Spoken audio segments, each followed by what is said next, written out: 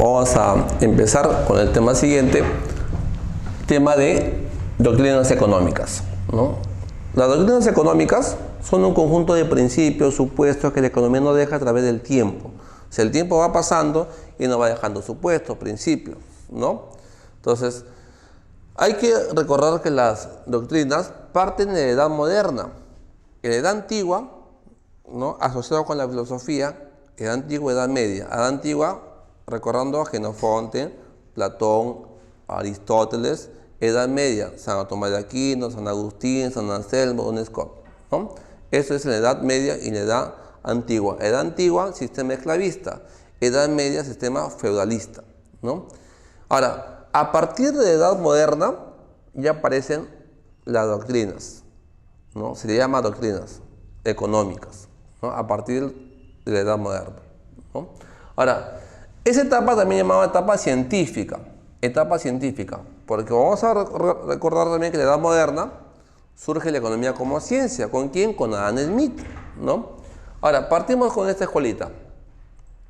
Etapa científica de edad moderna con la escuela mercantilista. Esta escuela mercantilista surge ¿dónde? ¿En qué país? Va a surgir en Inglaterra. Esta escuela surge ¿dónde? En Inglaterra, ¿no? Su contexto histórico, ¿no? Siglo XVI, vamos acá, siglo XVI, hasta mitad del siglo XVIII, ¿no? Siglo XVI hasta mitad del siglo XVIII, ¿no? Ahora, acá hay una aparición de ¿qué?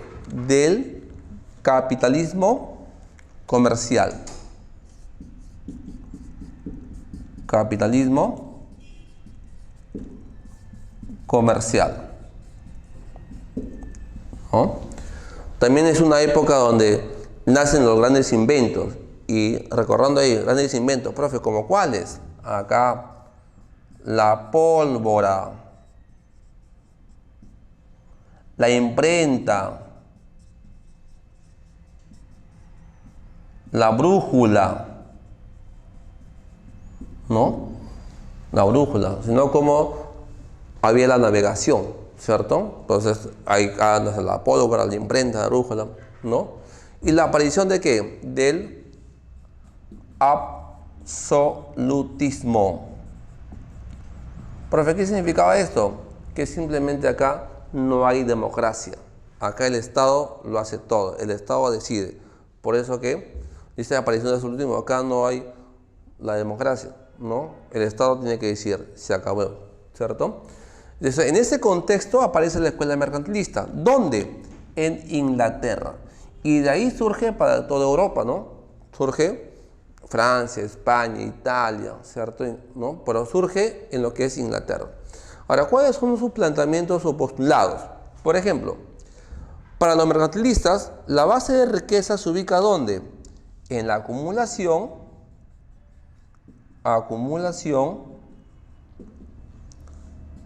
de metal o de metales preciosos. Acumulación de metales preciosos. Profe, hablamos acá de qué? De lo que es oro, lo que es plata, ¿no? O sea, para acumular riqueza necesitamos oro, plata, que es la base de riqueza de una nación, ¿no? Acumulación de metal precioso. Ahí está. O sea, en esa época es como, por ejemplo, actualmente. Usted acumula riqueza ¿con qué? Con divisas, con su dólar, con su euro, ¿cierto? En esa época, pues, no había dólar ni euros, ¿no? ¿Cierto? O sea, simbología de acumulación de riqueza era ¿qué? Metales preciosos, oro y plata, ¿no? Ahora la pregunta es, profe, ¿y cómo acumulamos ese metal precioso? ¿Cómo lo vamos a hacer? ¿No? A través de dos mecanismos. Uno, la explotación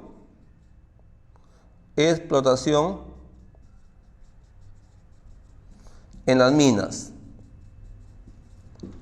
Dos, a través de ¿qué? Del comercio. Ahí está. A través de esas dos actividades vamos a acumular metal precioso, ¿no? A través de la explotación de las minas o a través del comercio, ¿no? Eso planteaban los mercantilistas. Ahora, por eso que algo que es importantísimo para ellos, los mercantilistas, ¿no? Es la balanza comercial favorable, ¿no? Lo que pasa hoy en día, hay que exportar, hay que vender. La exportación debe ser más alta que la importación. O sea, nuestras ventas debe ser mayor a lo que importamos, a lo que compramos, ¿cierto? Para que así llegara más metal precioso. Es como, por ejemplo, en nuestra época, ¿no? Actualmente, mientras más vendamos pescado, papa, minerales, a cambio que llega divisas, llega dólar, llega euro, ¿cierto? Bueno, en esa época, mientras más exportabas, ¿cierto? Mientras más vendidas, a cambio que llegaba más metal precioso. De esa forma se acumulaba el metal precioso, ¿cierto? Entonces, acá también se aplicó un impuesto que hasta hoy en día se aplica. Aplica aranceles. Profe, ¿qué significa arancel? Impuesto a la importación. O sea, desde esa época ya nos están diciendo, hay que exportar, hay que vender, ¿cierto? Y menos compramos, menos importamos, ¿cierto? Es una forma de ¿qué? De acumulación de metal precioso, ¿no? Ellos también dicen, no a la exportación, no hay que vender materia prima, sino que ellos dan énfasis a la venta de ¿qué? De productos terminados, manufacturados. ¿Por qué? Porque, por ejemplo, un ejemplo actual, ¿no? Profe, por ejemplo, lo que Perú exporta mayormente es materia prima, ¿cierto? Materia prima.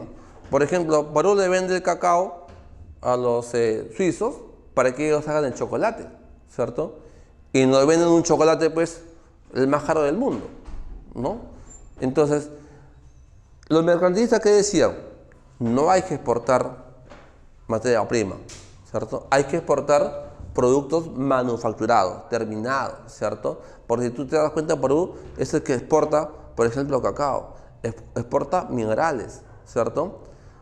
Allá en China, o allá en Suiza, Europa, Estados Unidos, ahí procesan nuestra materia prima y ellos nos venden productos terminados, ¿cierto? Ellos le dan un valor agregado, pero nosotros estamos perdiendo, ¿cierto? Entonces, ellos, mira, en esa época sostenían que no a la exportación de materia prima, ¿cierto? Las principales actividades comerciales, ¿cuáles han sido, por ejemplo, de la época? Se han dedicado al comercio, la industria, la manufactura. ¿Qué significa eso? ¿No? La transformación, la elaboración de productos, ¿cierto?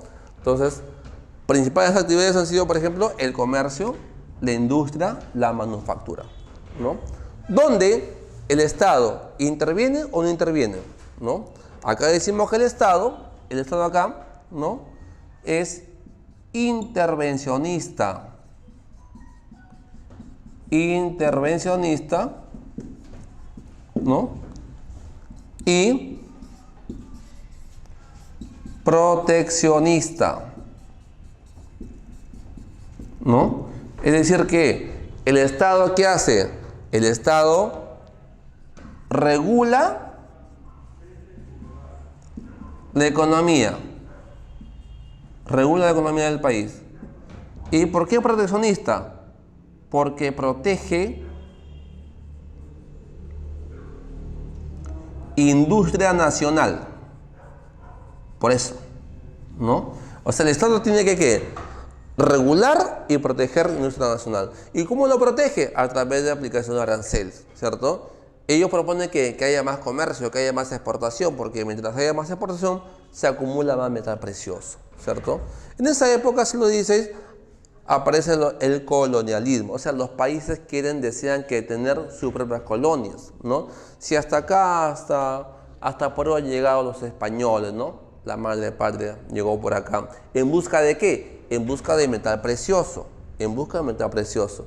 Hablamos de navalismo, porque para tener colonias, obviamente tenemos que conquistar, tenemos que navegar, tenemos que buscar. Por eso que potencia mundial en esa época, Francia, España, Italia, Inglaterra, tenían barcos, flota naval. Y la acumulación de metal precioso, metalicismo, ¿cierto? Recién en esa época también aparece el concepto Estado, el concepto nación, aparece con la escuela que mercantilista, ¿no? Y como esta escuela nace en Inglaterra y se expandió por toda Europa, tengo por ejemplo acá a Thomas Moon, un exponente acá. Otro, a Juan Bautista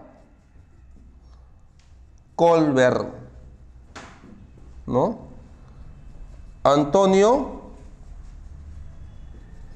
de Montes Retino, que es el que primera vez utilizó el término economía política, 1615, en su obra Tratado de Economía Política, ¿no? ¿Cierto? También tengo, por ejemplo, acá a William Petit, ¿no? Entonces, esta escuela, puntos principales que usted debe manejar muy bien. La base de riqueza de un país está ¿dónde? En la acumulación de metal precioso. El Estado interviene, sí interviene. Es intervencionista y proteccionista, ¿cierto? Surge en Inglaterra y se expandió por toda Europa, ¿no? Sinónimo de mercantilismo, ¿no? Es decir nacionalismo, por si acaso. Su sinónimo es nacionalismo, ¿cierto?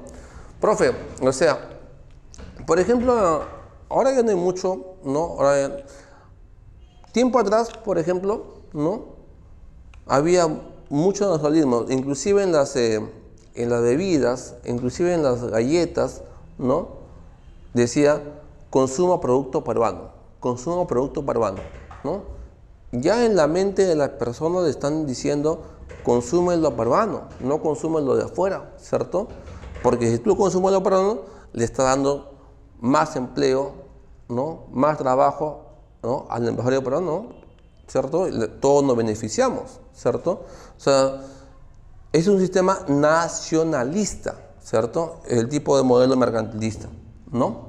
Luego ya nace en oposición, ¿no? Oposición opuesta a la escuela mercantilista, es la escuela fisiocrática. Profe, ¿esta escuela surge ¿dónde? ¿En qué país? Surge en Francia. Esta escuela surge en Francia, ¿no? Surge en Francia. ¿En qué año? 1758, 1780. O sea, ¿cuánto tiempo? 20 añitos, ¿no? Mira, 20 años. O sea que esta es una escuelita que ha durado poquísimo, ¿cierto? 20 añitos, mientras que la mercantilista duró como casi 300 años, ¿no? 20 años. Acá se inicia ¿qué?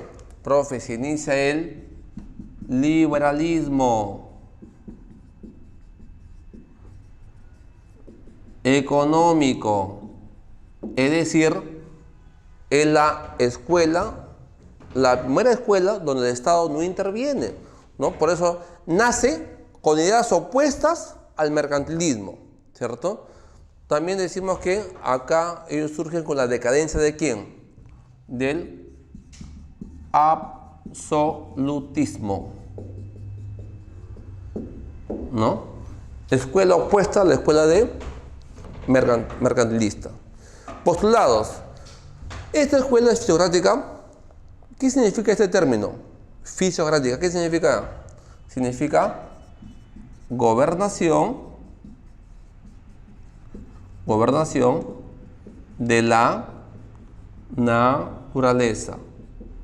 Significa ahí gobernación de la naturaleza, ¿no? Esta escuela fisiocrática surge en Francia. Para los franceses, ¿dónde está la base de riqueza? ¿Dónde se sitúa ahí? ¿Está situado dónde? ¿En qué actividad económica? En lo que es la agricultura. Ahí está situado, ¿no? ¿Dónde el Estado interviene o no interviene? ¿Qué pasa con el Estado acá? El Estado simplemente no interviene, no se mete para nada. Profe, si el Estado no interviene, ¿cierto? Si el Estado no interviene, la pregunta es sencilla. Si el Estado no interviene, ¿quién regula la economía? ¿No? Si el Estado no interviene, la pregunta es ¿quién va a regular la economía? ¿Quién lo hace? Para esta escuela, la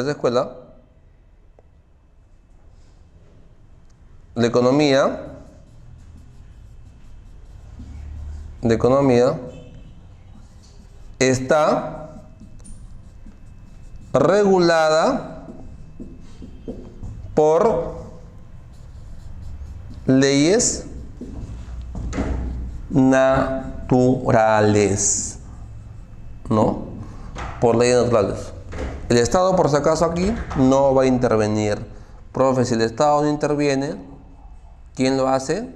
La economía se regula por leyes naturales, ¿no? Por eso que vamos a ver más adelante, hay una frase famosa que lo dejó ¿quién? Vicente Gurnay. ¿Qué dijo Vicente Gurnay?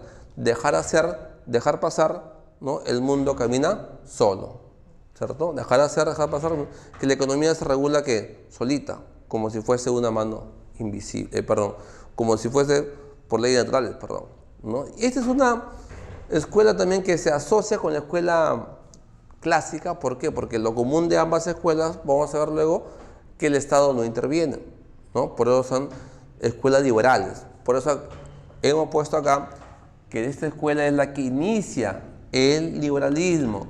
Es la primera escuela que el Estado no interviene, ¿cierto? ¿No? También decimos que ellos rechazan ¿a quién? Rechazan al capitalismo y sus medidas proteccionistas, ¿no? Rechazan al absolutismo, al capitalismo, o sea, todo lo que tenga que ver con el Estado, ¿cierto? Porque para los franceses, para ellos, ¿no? La economía se regula por leyes naturales, ¿no? Dejar pasar que el mundo camina solo, decía Vicente Gurnay, ¿cierto? Que el Estado no se meta, que no intervenga, ¿no? Que la economía se va a regular por leyes naturales, ¿no? El siguiente postulado de la escuela fisiocrática que plantea acá 3 clases sociales. Son 3 clases sociales lo que se dan en la escuela fisiocrática, ¿no? La clase alta, compuesta por ¿quiénes? Por los terratenientes, o también llamado clase rentista, no son los hacendados, ¿no?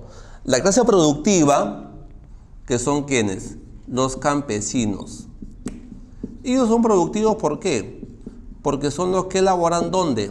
En la tierra, en la agricultura, porque ahí está la base de riqueza, ¿no? Y cualquier otra actividad, para ellos ¿qué son? Parásitos, o también llamado estéril, o sea, no producen nada. Entonces acá tenemos la clase que son los artesanos. Los artesanos, ¿no? O sea, los que dan servicios, cualquier actividad que no sea la agricultura se conoce como que son estériles o parásitos, no producen nada. Por eso también son llamados acá clase estéril, ¿no? Los campesinos, la clase que productiva, ¿no? Y los terratenientes, ¿quiénes son? Los hacendados, los dueños de las tierras, ¿no? Son 3 clases sociales. Ellos también, los franceses, crean el llamado producto neto. Profe, ¿qué es el producto neto? El producto neto, pregunta de examen de admisión, es también llamado hoy en día renta nacional. Se le llama también renta nacional. O sea, ellos, ¿no? quieren medir la producción o el excedente productivo, ¿no? Es como, por ejemplo, ya tenemos un PBI, ¿no? Un Producto Bruto Interno. En esa época, pues, no había esas variables. Y por hoy, más o menos, ya, ¿no? Querían medir la producción. ¿Y cómo lo medían? Con el producto neto, o llamado renta nacional, ¿no? Ellos también son los que inician, los iniciadores de ¿qué? Los que inician, profe, ¿qué inician? El liberalismo económico, ¿no? Son los que inician, ¿qué? El liberalismo económico. O sea, es la primera escuela donde el Estado no interviene. La primera escuela. También decimos que son los iniciadores, ¿qué? De la ciencia económica. Tengan cuidado, son los que inician, porque quien le da grado de ciencia es la escuela clásica con Adam Smith. Ellos solamente son los iniciadores. Por eso tengan cuidado, porque hemos puesto acá, ellos son los iniciadores del liberalismo. Primera escuela donde el Estado no interviene. Es iniciador de la ciencia económica, porque quien le da grado de ciencia, ¿no? Fue que la escuela clásica, ¿cierto? O sea, lo que pasa es que esta escuela clásica más o menos, ¿no? Va a dar las bases y la escuela clásica lo consolida, ¿no? Esta escuela francesa da las bases del liberalismo, ¿no? Más o menos inicia la ciencia. Ahora, quien le da grado de ciencia, ¿no? Es la escuela clásica. Quien ya plana el pensamiento liberal es la escuela clásica, ¿cierto? Y tengo, por ejemplo, acá exponentes, ¿no? Francisco Quesnay, el máximo exponente de esta escuela, fundador, ¿no? En esa época no había economistas, ¿no? No se dictaba la carrera de economía. Por eso que Francisco Quesnay es médico de profesión. Fue médico de profesión. Él tiene una obra llamada Tablero Económico. Máximo exponente de la escuela fisiográfica. Vicente Gurnay, año 1712-1759. Y terminó su vida este señor. Él dejó una frase famosa. ¿Qué decía él? Frase famosa. Dejar hacer, dejar pasar el mundo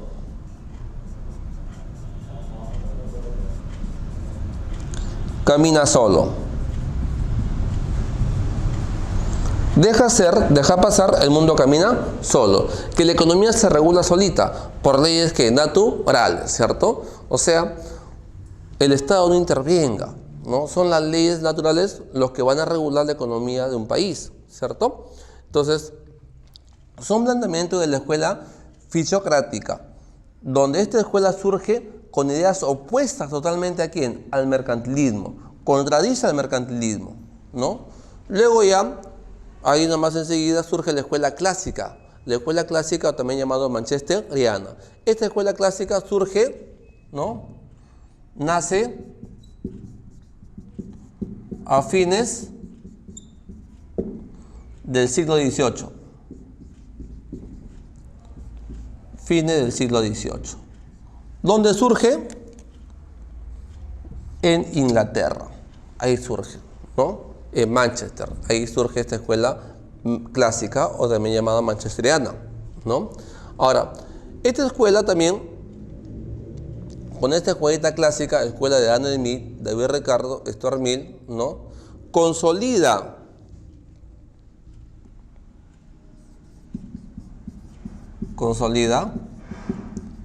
el liberalismo económico. Profe, ¿qué significa esto, profe? O sea, consolida el pensamiento donde el Estado no debe intervenir, no interviene para nada. Entonces, algo en común de la escuela francesa con la escuela clásica, lo común es que simplemente el Estado no interviene. Son como almas gemelas, ¿no? ¿Cierto? El Estado no interviene, ¿no? El Estado no se mete. Por eso consolida el pensamiento del liberalismo económico, ¿no? ¿Cierto? Y también consolida el pensamiento del capitalismo comercial. Capitalismo comercial, ¿no? Ahora, esta escuela clásica, o también llamada manchesteriana, ¿no? Tiene como base de riqueza ¿qué? ¿Dónde está ubicado la base de riqueza? Así como los mercantilistas estaban ubicados en la acumulación de metal precioso, así como los franceses en la agricultura. Para Adam Smith, él plantea que la riqueza de un país está ubicada ¿dónde? En lo que es la división del trabajo. ¿No? ¿Qué significa, jóvenes, división de trabajo? Ahí está ubicado. No en el trabajo humano, sino en la división de trabajo. ¿Eso qué significa? El hombre se vuelve más productivo, ¿no? Ahorra tiempo, más hábil, ¿cierto? Cuando se divide su trabajo, o sea, se especializa, ¿cierto? Entonces, hay especialización, por ejemplo, por ocupación, ¿no? Y dentro de la ocupación, uno se puede especializar. Por ejemplo, el médico, ¿cierto? Se especializa. Ginecólogo, urólogo, cardiólogo, pediatra, ¿cierto? Se está especializando, ¿cierto? Entonces, uno cuando se especializa, ¿cierto? ¿Qué alcanza? Que sea mayor, que tenga mayor productividad, que haya mayor producción, que haya ahorro de materia prima, que tenga habilidad, que tenga destreza. Con eso van a disminuir los costos. Es ahí donde la base de riqueza está ubicada según los clásicos, según Adam Smith, ¿no? En la división de trabajo, ¿no? Entonces, los hombres se especializan, ¿cierto? Y eso va a traer más productividad, ¿no? En las empresas, van a ahorrar materia prima y por lo tanto va a haber mayor producción. El Estado aquí, ¿interviene o no interviene? El Estado aquí no interviene. El Estado aquí no se mete. Pregunta, profe, si el Estado no interviene, si el Estado no se mete, la pregunta es fácil. ¿Quién regula la economía del país? ¿Quién lo hace? Para esta escuelita, ¿no? La economía dice que la economía está regulada. La economía está regulada por el mercado. ¿Qué significa esto? Oferta y demanda, escasez o abundancia. O sea, según los clásicos, la economía se regula por el mercado, oferta y demanda, escasez o abundancia. Según los franceses, la economía se regula por leyes naturales. Lo común de ellos es que el Estado no interviene, no se mete, ¿no? Ellos también plantean que el mercado está en competencia perfecta, o sea, todo está en pleno empleo, porque todo está regulado ¿por quién? Por el mercado, ¿no? Por el mercado. Acá también se dan, por ejemplo, ¿no? Tres clases sociales, ¿no? Los capitalistas, los terratenientes y los obreros. Son tres clases sociales según también la escuela clásica, donde ellos plantean que el mejor asignador de recursos, o sea, de materia prima, ¿no? De capital, ¿cierto? De trabajo, viene a ser que el mercado. El mercado es el mejor asignador de recursos. Ellos también introducen el concepto, ¿no? El término ganancia. Ganancia. Es una propuesta en la escuela clásica, ¿no? Y también promueven el comercio a través de ¿quién? De las ventajas absolutas, teoría de las ventajas absolutas, y esta teoría lo enunció Adam Smith. Y también tenemos acá teoría de las ventajas comparativas.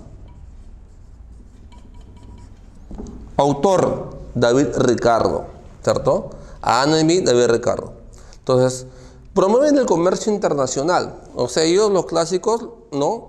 Han prohibido el comercio internacional, han prohibido también lo que se introducen el término ganancia, ¿cierto? Y también ellos dicen que la economía se regula por el mercado, ¿no?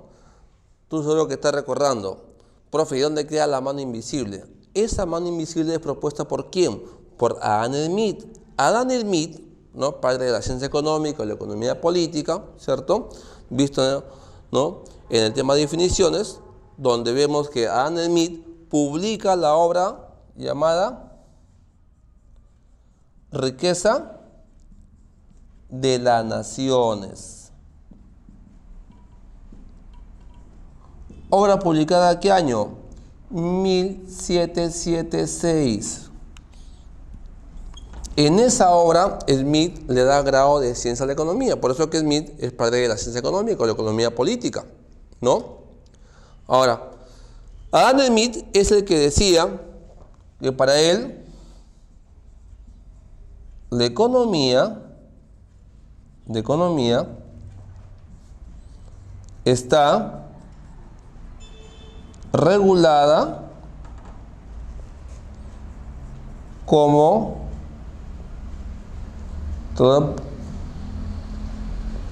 por una mano invisible. Una mano invisible. Acuerda la mano invisible. Ese término, mano invisible, no es más que el mercado, sino que Smith en su lenguaje lo llama mano invisible, ¿no? ¿Qué significaba eso? Según Smith, ¿no? Según Smith decía que en la economía todo hombre algo de bueno hace. ¿Por qué? Porque Adam Smith habla de esto, del individualismo. El individualismo, ¿no? Va a traer en consecuencia el bienestar colectivo. Por lo tanto, ¿no? La economía se va a regular solita, como si fuese una mano invisible, ¿no? Entonces lo que dijo Smith es más que todo que el mercado lo hace todo, sino que Smith empleó el término mano invisible. Lo que pasa es que Smith decía que el hombre es egoísta, buscamos nuestro beneficio, ¿no? Buscamos nuestro beneficio, por eso hablamos de individualismo.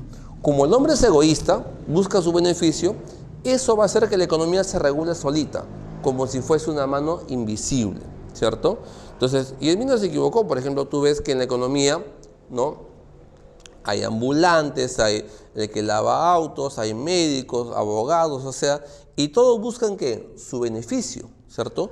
Y como todo hombre busca su beneficio, la economía se va a regular solita, como si fuese una mano invisible, decía Smith, ¿cierto? Una mano invisible, ¿no?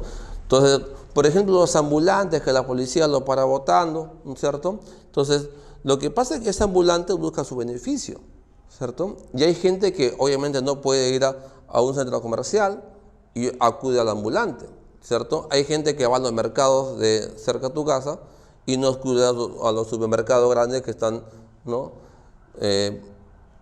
Por ejemplo, Plaza B, a todos, qué sé yo, ¿no? Porque de repente el alcance de la economía no está, ¿no? Para ellos. Entonces, lo que pasa es que acá Smith decía que el hombre es egoísta y como es egoísta buscamos nuestro beneficio. Y eso va a hacer que la economía se regule como si fuese una mano invisible, ¿no? Una mano invisible. ¿Esa mano invisible qué significaba? Mercado, ¿no? Entonces, el máximo exponente de los clásicos fue ¿quién? Adam Smith. Luego vamos a ver, por ejemplo, a David Ricardo. ¿Qué plantea David Ricardo ahí? ¿Qué plantea David Ricardo? David Ricardo, ¿no? Principio de economía, política y tributación fue su obra de David Ricardo, ¿no? David Ricardo. Ahora, ¿qué plantea David Ricardo también? David Ricardo plantea su teoría de la renta diferencial. Teoría de la renta diferencial, ¿no? Esta teoría de Ricardo ha quedado un poquito desfasada. ¿Qué plantea esta teoría de Ricardo? ¿No? Él plantea que la renta, o sea, el alquiler, ¿no? de la tierra, ¿no? está en función a la demanda, ¿no? Entonces, por ejemplo, ¿no? De repente un alquiler de un estante en un centro comercial tiene una demanda, un costo alto, ¿no? ¿Cierto? Un alquiler alto. ¿Por qué? Porque simplemente ese stand es muy demandado, ¿cierto?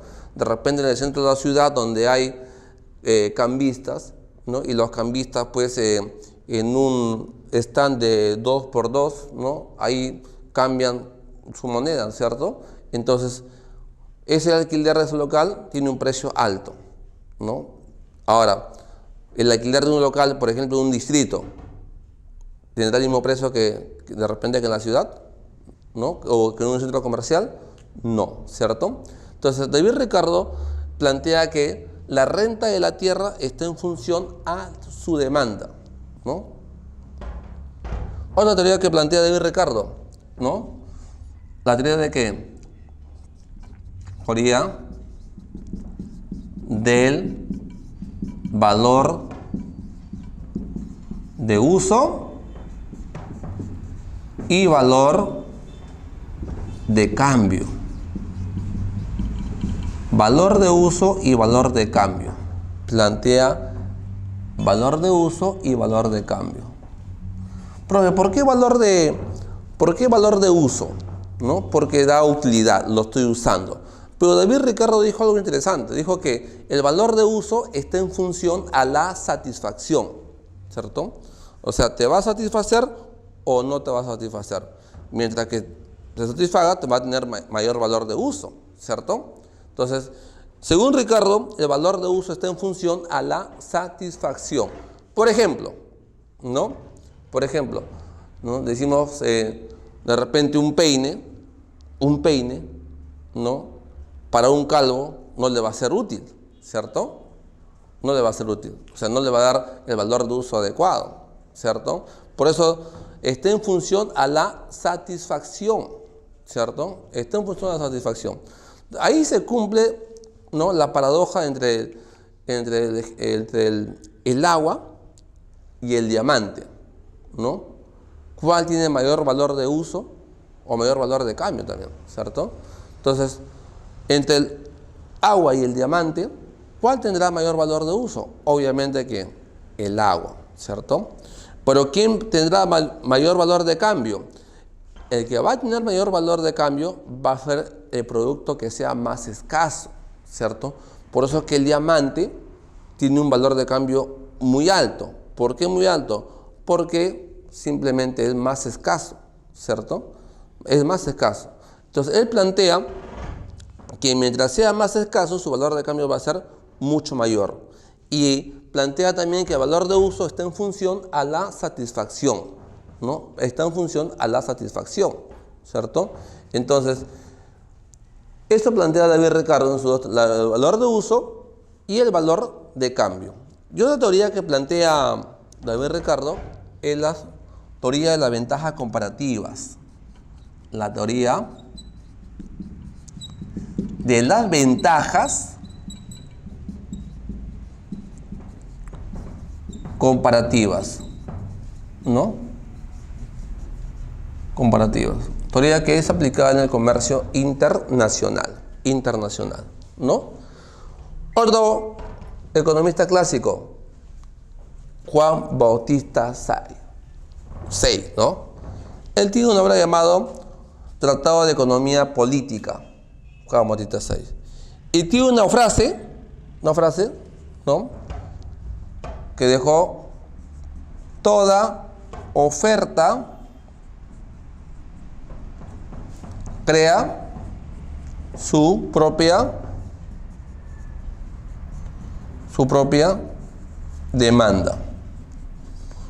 Toda oferta crea su propia demanda, ¿no? O sea, todo lo que yo produzca, siempre hay gente que lo va a consumir, a comprar, porque él plantea que todo lo hace el mercado. Pero él también, ¿no? Él también dijo que no debe haber stock en la economía. ¿Qué significa que en la economía no debe haber stocks, ¿no? Dijo que esto va a traer como consecuencia una recesión, ¿no? Que este stock obviamente que se debe eliminar, ¿no? Entonces, ¿qué significa tener stock? Son los bienes, ¿no?, que están almacenados o simplemente que no se han vendido, ¿cierto? O sea, se han producido pero no han tenido demanda, no se han vendido, ¿no?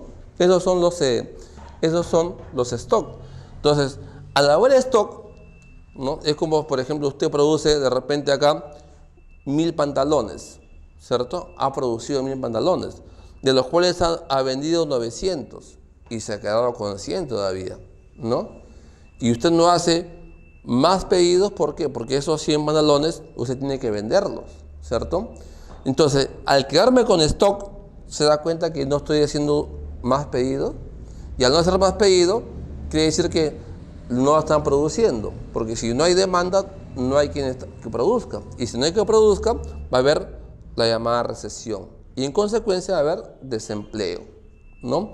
Eso lo planteaba Juan Bautista Sáez, ¿no? Eliminar esto, que en la economía no debe haber stock, ¿no? Por eso él plantea esta frase: toda oferta crea su propia ¿qué? Demanda. O sea, que todo lo que yo produzca siempre hay gente que lo va a consumir, ¿no? Economista clásico. Otro economista, Tomás Roberto Malthus. Malthus. ¿Qué dijo Malthus? Malthus tiene una obra llamada Ensayo sobre el principio de población. Ahora, Malthus, en esa obra, Ensayo sobre el principio de población, ¿qué plantea? Él plantea que la población crece en forma geométrica, se multiplica, ¿no? La población va creciendo en forma geométrica, o sea, se multiplica. Y la producción crece, ¿qué? Aritméticamente, de a poquito, ¿no? ¿Cierto? Entonces, para Malthus decía que hay mucha población y muy poca producción, ¿no? Y eso en la economía es malo, pues, ¿cierto? Es como, por ejemplo, usted lo invitan a una fiesta, ¿no?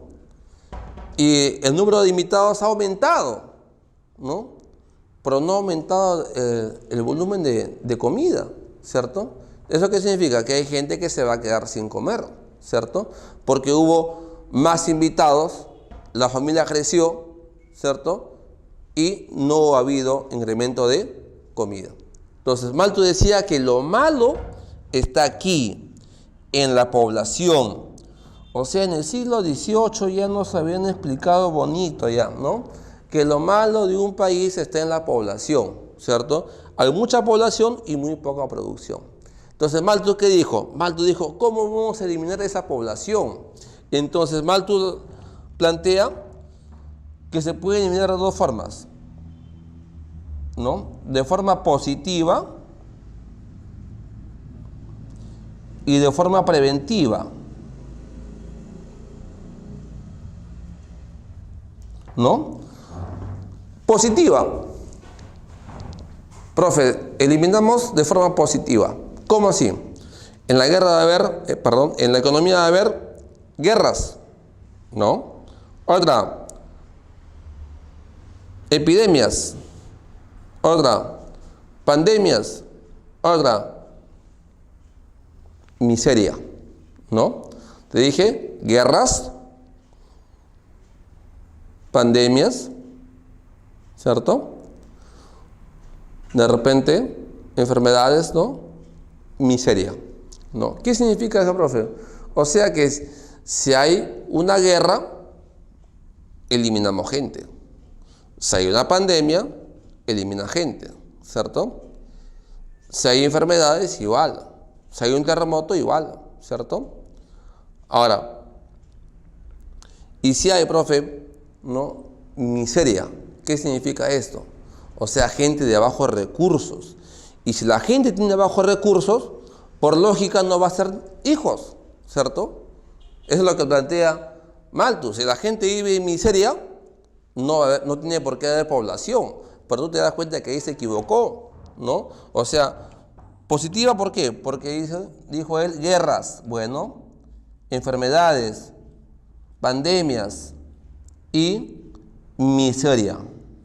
O sea, gente de bajos recursos. Y él en un sentido lógico dijo, bueno, si la gente tiene menos recursos, entonces no tiene por qué ser hijos, ¿cierto? Pero tú te das cuenta que se equivocó, porque acá en el Perú, ¿no? La población vive en extrema pobreza, ¿cierto? Y son los que más población todavía ahí hay, ¿cierto? Mientras más miseria tengamos, más población hay. Entonces, no va con lo que plantea, con lo que le plantea Tomás Malthus, ¿cierto? Ahora, y ahí, de forma preventiva, dos modos de forma preventiva de prevenir pues la población, ¿no? Él plantea dos formas. Uno, el celibato. Profe, ¿qué significa eso? ¿No? Recordando ahí, celibato. O sea que tener hijos, ¿cuándo? Cuando usted se casa. O sea que, no, tu enamorado te dice, oye, hoy día, ¿no? Podemos festejar, ¿no? Final de Champions, dice, ¿no? Y puedes quedar embarazada. Y tú le dices, no se puede, ¿no? Tiene que ser cuando nos casemos, ¿no? Cuando nos casemos, ahí podemos tener hijos, ¿no? Y ahí pues, bueno, obviamente hay riesgo de que salgas tú embarazada, ¿cierto? Entonces, eso se llama celibato, ¿cierto? O sea, tener hijos, ¿cuándo? El día que usted se case, ¿cierto? Es una forma preventiva de no tener más población. Otra forma preventiva, ¿no? Matrimonio tardío. El matrimonio tardío. Profe, ¿qué significa eso?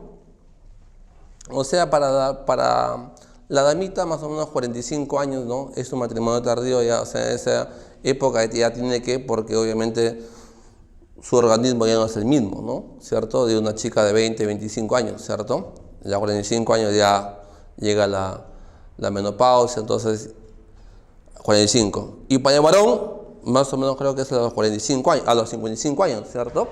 Entonces, matrimonio tardío y celibato, de forma preventiva. Entonces, lo que pasó con Malthus, él decía que lo malo de un país está en su población. Entonces, de esa forma, eliminamos un poco de gente, ya sea de forma positiva o de forma preventiva, porque para él lo malo está ubicado ahí, en la población, ¿cierto? Entonces, y Stormill también, que es un economista también clásico. Entonces, hasta ahí hemos tocado los temas, las tres escuelas que se dan en la edad moderna, ¿no? La mercantilista, la escuela francesa y la escuela clásica. De esas tres escuelas que usted tiene ahí, tiene que saber tres cositas fundamentales. Uno, base de riqueza de cada escuela. Dos, el Estado interviene o no interviene. Y tres, sus representantes o exponentes. Y no olvidar que entre la escuela clásica y la escuela fisiocrática, lo común, ¿cuál es lo común? Que el Estado no interviene. Ese es lo común. El Estado no va a intervenir. Lo común de esas dos escuelas, ¿ya? Luego ya pasamos a la edad contemporánea. En la edad contemporánea, ¿no? Partimos acá con la escuela histórica alemana. La escuela histórica alemana es una escuela que critica, aparece para empezar en esta época, 1840, 1917, ¿no? ¿Y con quién surge ahí? Con Federico Lipps en 1840 y con Gustavo Smollett 1917, ¿no? Ellos surgen criticando a quién? Critican, ¿no? Critican ¿qué? El liberalismo, ¿cierto? Critican, ¿no? La posición del mercado, ¿cierto? Ellos surgen criticando a los clásicos, ¿no? Ahora hay un supuesto que siempre preguntan acá en esta escuela histórica alemana. Un supuesto que siempre dan vuelta ahí, ¿no? ¿Qué plantea esta escuelita? Plantea que los intereses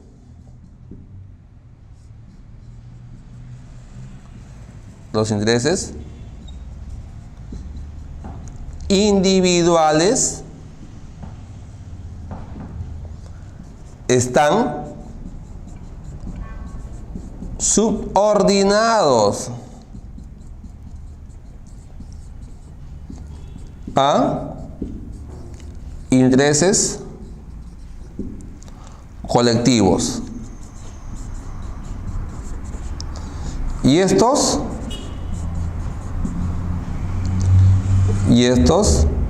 subordinados ¿a quién? Al Estado. O sea que hay una supremacía del Estado sobre la sociedad y sobre las personas, solo son individuos, ¿cierto? Ahora, te digo que apuntes este supuesto porque acá en Trujillo este supuesto es el que siempre preguntan con respecto a la escuela histórica alemana, ¿ya? Entonces, critica, te decía, ¿no? Critican a los clásicos, ¿no? La posición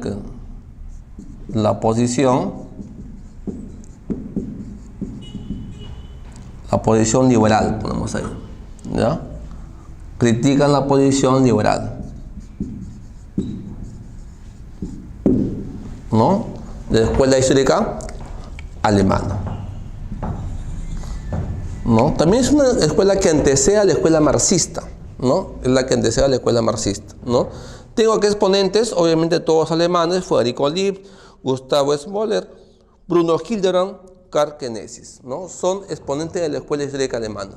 Luego ya llegamos a la escuela marxista, más conocido como, ¿no?, por ustedes ya, marxista o también llamado socialista. Esta escuela marxista o socialista, desarrollada en el siglo XIX, ¿no? ¿Qué plantea esta escuela marxista? Plantea que, ¿no?, la fuerza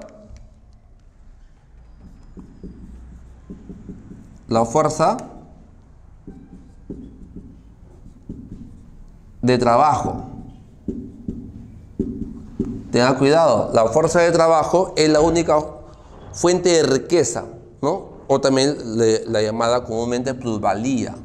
Profe, ¿qué significa plusvalía? Significa que trabajo no remunerado, ¿no? Es la explotación que se hacía en esa época, ¿no?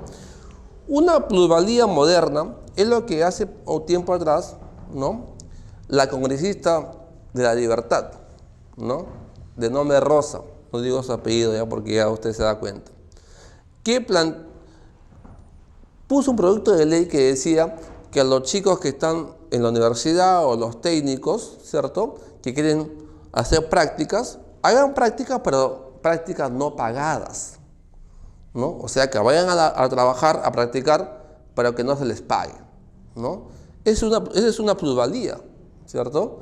O sea, que la riqueza, yo estoy explotando a mi trabajador y la base de riqueza, o sea, la explotación, se está quedando con el capitalista, ¿no? Es la plusvalía ahí. Entonces, para ellos, la fuerza de trabajo, dice, es la única fuente de riqueza, ¿no?, llamada plusvalía. Por eso que él plantea, Marx, hay un trabajo llamado necesario, el cual recibe ¿qué? Un salario. Y hay un trabajo excedente, ¿a cuál se le llama como? Plusvalía. Plusvalía, ¿no? Ellos también plantean ahí dos clases sociales. La clase alta, llamada burguesía, o también vas a encontrar que le llaman capitalistas, ¿no? Y la clase baja, ¿no?, de bajos recursos, llamada el proletariado, el pueblo, ¿no?, o los obreros, ¿no? Plantean ahí dos clases sociales. Para Carlos Marx plantea y dice que la causa de todos los males es el sistema capitalista. Este sistema capitalista es la causa de todos los males para Carlos Marx, ¿no? Mira, en este país, por ejemplo, tú ves centros comerciales, todos son capital extranjero. Las minerías, todos son capital extranjero, ¿cierto? Entonces, acá en Perú, si hay trabajo, si hay empleo, si hay inversión, es porque la mayor parte proviene de ¿dónde? De afuera, ¿no? Capital extranjero. O sea, vivimos bajo un sistema totalmente ¿qué? Capitalista. Y es lo que criticaba Carlos Marx. Carlos Marx decía, la causa de todos los males es ese sistema capitalista, ¿no? Porque los inversionistas, los capitales grandes son los que invierten, ¿no? Y la población, el empleado, ¿no?, el obrero, ¿no?, gana un sueldo injusto, muy bajo, muchas veces siendo explotado, ¿cierto? Y todo se lleva el capitalista, ¿no? Y un ejemplo real es lo que pasa con la minería, ¿cierto? La minería acá en el Perú, ¿dónde está ubicado? Mayormente están en la sierra del país, ahí usted encuentra mina. En Cajamarca, acá en La Libertad, en Huamachuco, ¿cierto? Usted puede observar, por ejemplo, acá, por acá cerquita en Huamachuco, ¿no? Donde hay minería, ¿no? Ahí está La Barra, ahí está Marsa, ¿no? Tanta minería que hay hoy en día por ahí. Y usted ve que pasan, ¿no? Los camiones cargados de minerales de subida y de bajada, ¿cierto? ¿No? Se llevan el cobre, el oro, la plata, y la gente que está ahí, ¿no? Al costadito, sus vecinos, ¿no? Gente campesina, humilde, que son de bajos recursos. ¿Cómo explicamos eso? ¿No? Que se llevan todo nuestro oro y la gente que está labrando ahí, ¿no? Vive pobre, ¿no? Sin luz, sin agua, ¿no? Entonces lo que pasa es que eso, decía Marx, la causa de todo lo mal viene a ser acá, el sistema capitalista. Por eso que Marx, ¿qué plantea? Marx propone que no debe existir ¿qué? Propiedad privada.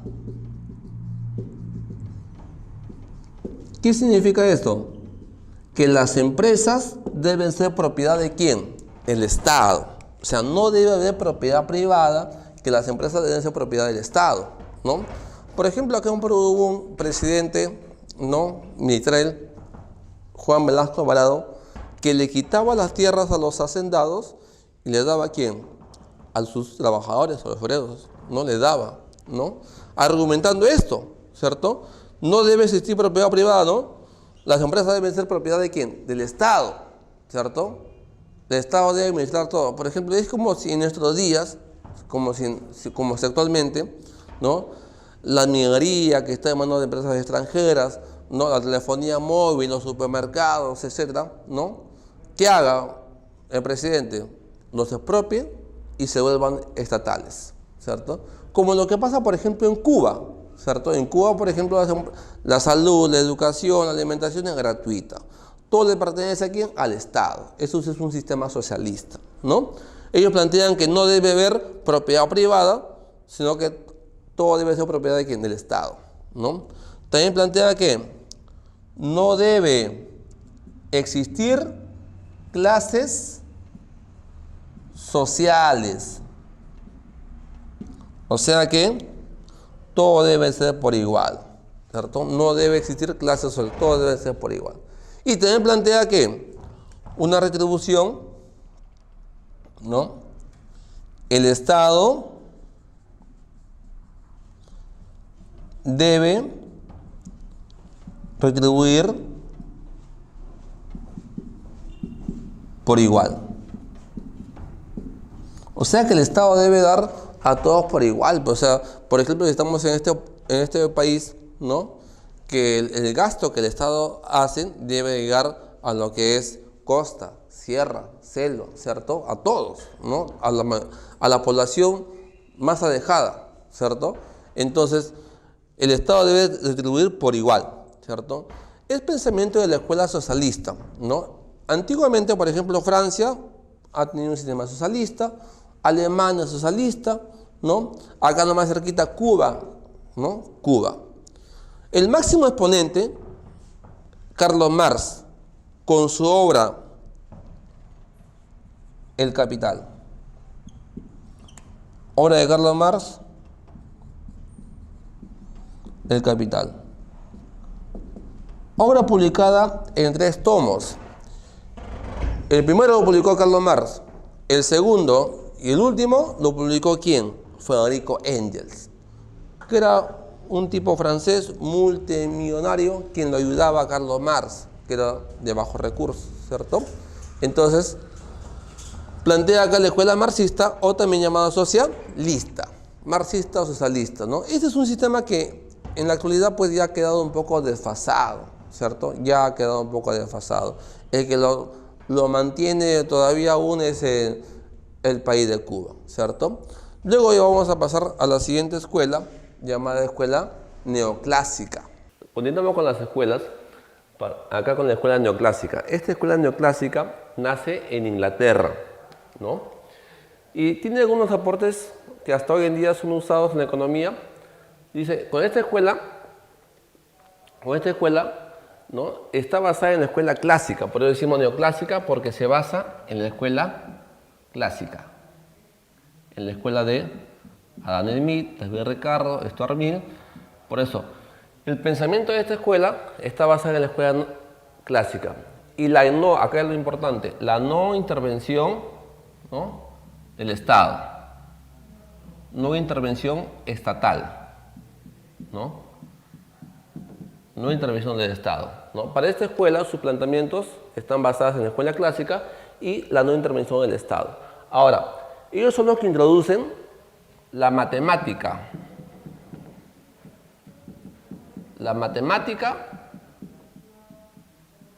¿no?, y la estadística. O sea, el aporte de los neoclásicos ha sido el aporte de la matemática y la estadística a la economía, ¿no? Algo que es importantísimo. Hasta hoy en día, ¿no?, los libros de economía de superior, ¿no?, si usted analiza alguna vez, no ha visto, hermanos, primos, no familiares, amigos, ha visto que antes de entrar al tema, siempre hay unos apéndices matemáticos. Por eso la economía es importantísimo ahí, la matemática y la estadística. Por eso que el aporte de los neoclásicos es importante, porque ellos aportan matemática y estadística, ¿no? También de la unión de ambas nace una rama llamada econometría.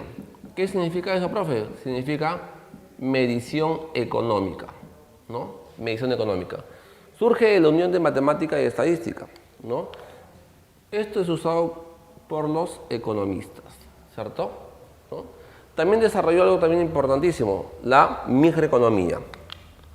Los neoclásicos han desarrollado ahí lo que es la microeconomía. Y con ello temas de qué, por ejemplo, oferta y demanda, elasticidades, ¿cierto?, de costos, mercados, ¿no? Toda la parte microeconómica es estudiada por los neoclásicos. Ellos han dado ese aporte a la economía. La microeconomía y la matemática y la estadística, algo que es importantísimo acá con respecto a los neoclásicos. Y ellos fueron los que consolidan el pensamiento de los clásicos, ¿no? Ellos han dado la consolidación del pensamiento neoclásico. Ellos también han dado la utilidad marginal decreciente, esta ley de utilidad que se usa mucho en lo que es limitada en capacidad. Tú recuerdas que el deseo va disminuyendo conforme te va satisfaciendo. O sea que todo hombre, ¿cierto?, se satisface hasta un punto, ¿cierto? Mi utilidad llega hasta un máximo y después, si yo produzco más o consumo más de un producto, mi utilidad o satisfacción va a caer, va a disminuir, ¿no? También ellos han desarrollado el equilibrio de mercado, ¿no? Todos estos términos, por si acaso, son términos microeconómicos, ¿no? Por eso que ellos consolidan el pensamiento de la escuela clásica, ¿no? Pero ya lo hacen de forma ya con la matemática, con la estadística, ¿cierto? Desarrolló la microeconomía, ¿cierto? Y algunas teorías microeconómicas, ¿no? El máximo exponente, el señor Alfred Marshall. Marshall, también llamado como Marshall, es el padre de la microeconomía. Marshall va a ser el padre de la microeconomía, ¿no? Con su obra Principios de Economía. También tengo, por ejemplo, a Wilfredo Pareto, a Leon Walras, ¿cierto? Entonces, resumiendo esta escuelita, no olvidar lo importantísimo que es esta escuela en qué, en el aporte de matemática y estadística. ¿Qué más? El aporte de la microeconomía, ¿cierto? Y la no intervención del Estado, porque esta escuela está basada en la escuela clásica, ¿no? Basada en la escuela clásica. Luego ya pasamos a las tendencias actuales, o sea, ya estamos más cercanos a nuestros días, ¿no? Con la escuela keynesiana aparece cuando, más o menos, ¿no? Aparece con la Gran Depresión o Gran Crack, ¿no? ¿De qué año, profe? Año 1929, ¿no? 1929, ¿cierto? Entonces, con John Keynes, economista inglés, ¿cierto? Con él nace ¿qué? Nace lo que surge la macroeconomía. Macroeconomía. Fue con John Keynes que surge ¿qué? La macroeconomía, ¿no? Donde él plantea que el sector privado el sector privado está formado por familias y empresas, ¿cierto? Familias y empresas forman el sector privado. Familias y empresas, dice, ¿el sector privado qué es? Para él decía que es inestable. Profe, o sea que según Keynes, la familia y empresas en la economía son ¿qué? Inestables, ¿no? Es inestable. ¿Y por qué es inestable? Porque falta inversión. Falta de inversión, ¿no? O sea, para John Keynes, economista inglés, plantea que el sector privado es inestable. Dice, ¿por qué es inestable? Porque falta inversión. Por eso es que él dice que el Estado debe intervenir. El Estado es intervencionista. El Estado debe intervenir. ¿Cómo lo hace? ¿Cómo lo va a hacer? Bajo dos variables, ¿no? Él plantea que el Estado debe ¿qué? Aumentar el gasto público, aumenta el gasto público y bajar los impuestos. Profe, esta medida se me hace conocida, ¿no? Esta medida se me hace conocida. Esta medida, ¿no? Que hasta hoy en día se usa, es llamada política fiscal expansiva. Fiscal expansiva, ¿no? Esta es la llamada política fiscal, no olvidar, expansiva. Política fiscal expansiva, ¿no? Entonces, jóvenes, cuando un país está mal económicamente, está en crisis, el Estado debe intervenir. ¿Y cómo lo hace? Aumenta el gasto público y baja los impuestos. Estos dos componentes corresponden a la política fiscal expansiva. Aumenta el gasto público y baja los impuestos.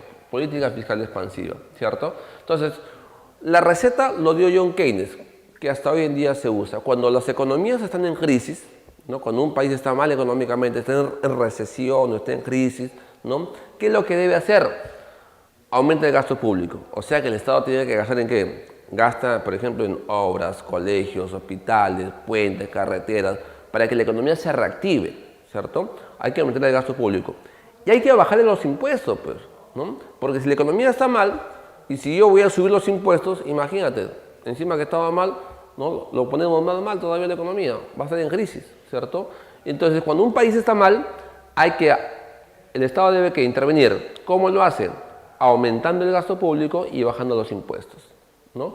Esto se llama política fiscal expansiva, que hasta hoy en día se usa, ¿no? Esto sirve también ¿para qué? Para estimular la demanda agregada. ¿Qué significa eso, profe? Demanda agregada, o sea que la demanda agregada, ¿no? La demanda global del país, ¿no? Demanda global está compuesto ¿por qué? Por el consumo, por la inversión, por el gasto, exportaciones menos importaciones, ¿no? Si alguien recuerda ya, se dio cuenta, ¿no? Profe, esto se me hace conocida. Esta es la ecuación del PBI, método del gasto, ¿cierto? Sí, método del gasto. La demanda agregada está compuesta ¿por qué? Por el consumo de familias, o sea, las familias gastan en ¿qué? Alimentos, vestidos, ¿cierto? La inversión ¿de qué? De empresas. Las empresas invierten en ¿qué? ¿No? Máquinas, equipos. ¿El gasto de quién? Del Estado, ¿no? Exportación menos importación. Entonces, lo que pasa que Keynes decía que hay que estimular esto, que la gente consuma más, que las empresas inviertan más, que el Estado gaste. Por eso, ¿no? Aumenta el gasto público y baja los impuestos, decía John Keynes, ¿no? ¿Y por qué decía él? Porque él plantea que el sector privado es inestable. O sea, las familias y empresas tienen inestabilidad. ¿Por qué? Porque falta la inversión, falta ese, ¿no? Ese empujoncito que debe dar el Estado, decía, ¿no? Ellos también, como estaban a favor que el Estado intervenga, por lo tanto, ellos, ¿no? Van a negar la ley de Sachs. ¿Te acuerdas cuando hicimos la escuela clásica, ¿no? Juan Bautista Sachs, ¿cierto? El creador de la ley de Sachs, que decía, toda oferta crea su propia demanda. ¿Por qué? Porque todo lo hace el mercado, ¿cierto? Todo lo que yo produzca, la gente lo va a consumir, ¿cierto? Plantea ¿quién? Juan Bautista Sachs, la ley de mercados, ¿cierto? Entonces, Keynes, como es un tipo intervencionista, porque dice el Estado debe intervenir, por eso él, ¿no? Niega la ley de Sachs. Negación de la ley de Sachs. Negación de la ley de Sachs, ¿cierto? negación a la ley de Sachs, por si acaso. Y rechazó la tendencia hacia el pleno empleo. O sea, es que los keynesianos, ¿no?, siempre han sido intervencionistas. El Estado debe intervenir. Por eso es que ellos están en contra del mercado, de la ley de Sachs, en contra de que el mercado supuestamente esté en pleno empleo, ¿cierto? No, porque ellos dicen que el Estado debe intervenir, ¿no?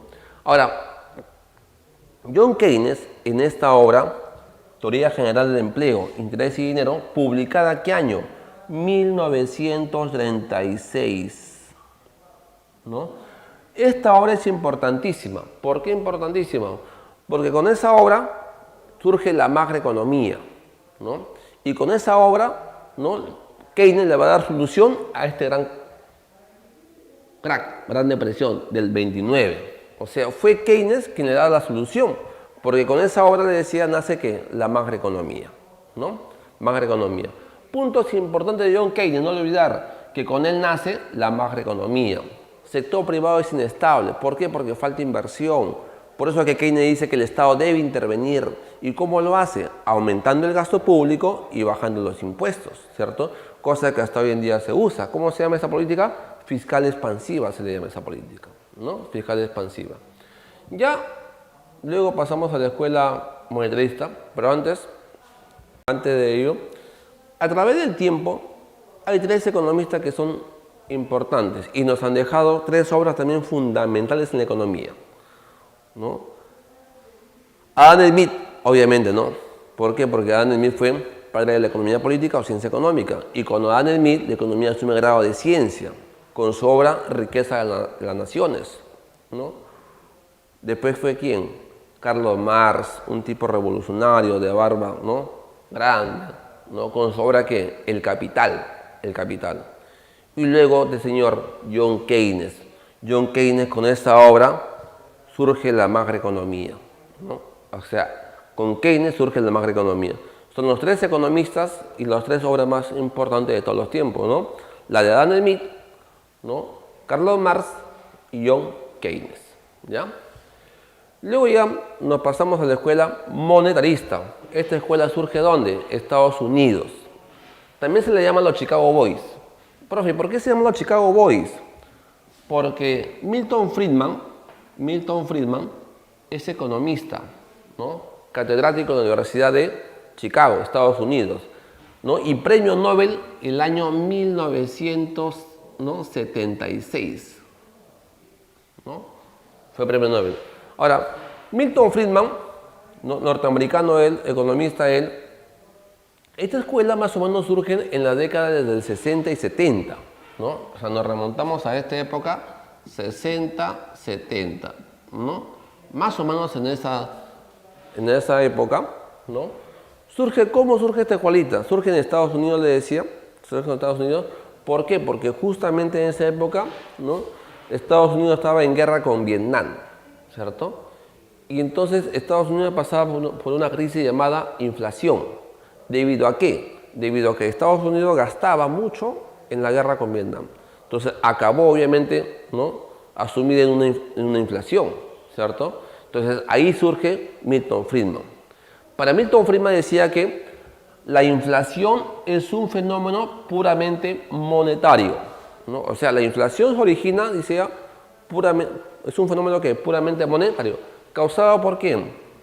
Por la emisión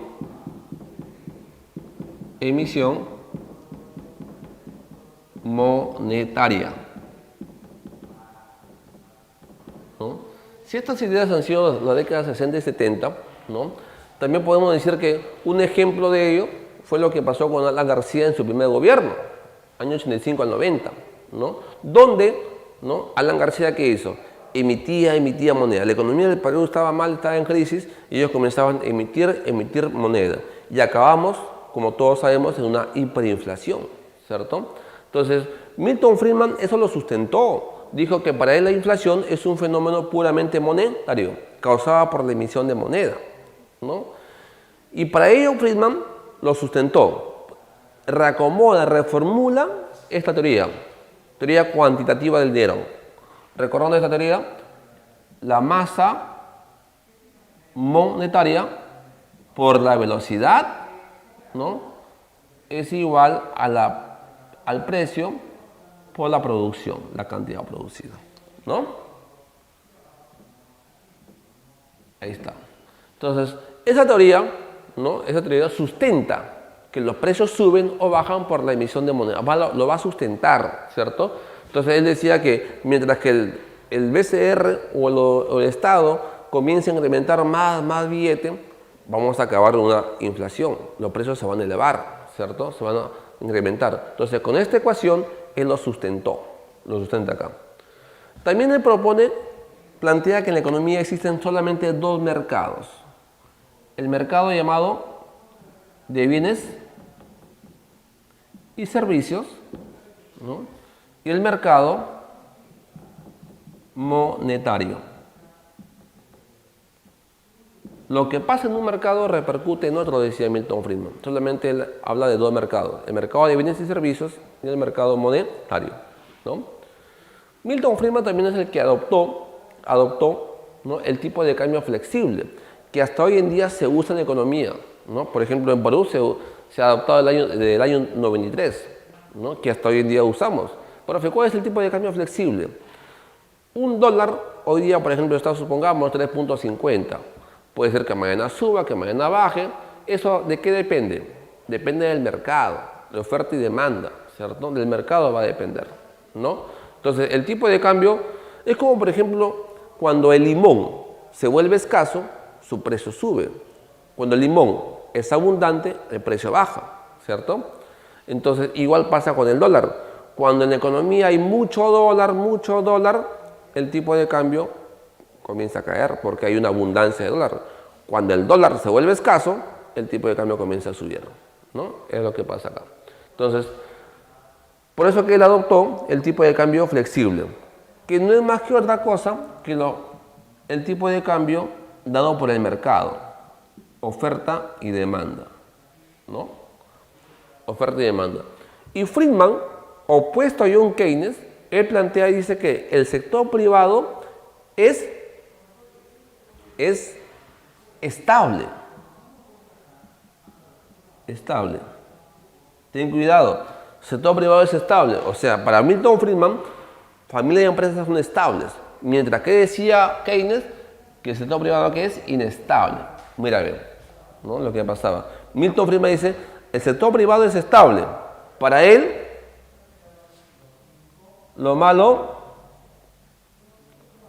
son sus gobernantes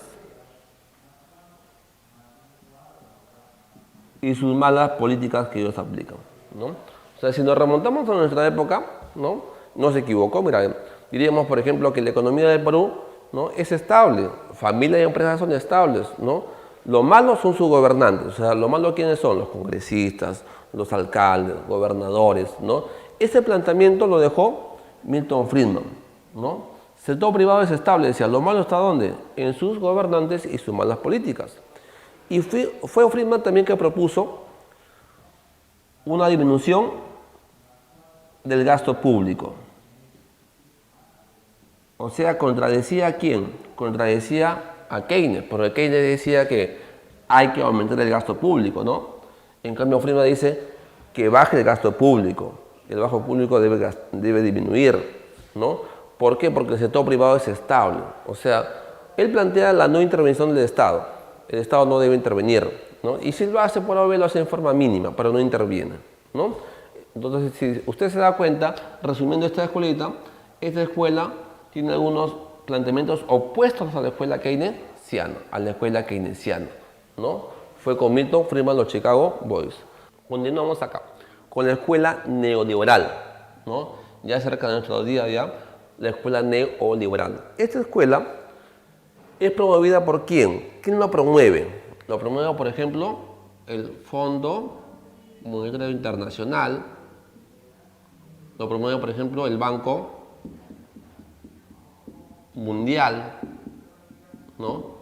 O sea, ¿por qué decimos lo promueve? Porque ellos son los que dan préstamos. O sea, ellos dan préstamos a los países como nosotros, una economía subdesarrollada. Por eso es promovida por el FMI, por el Banco Mundial. ¿Y qué plantea este pensamiento neoliberal, ¿no?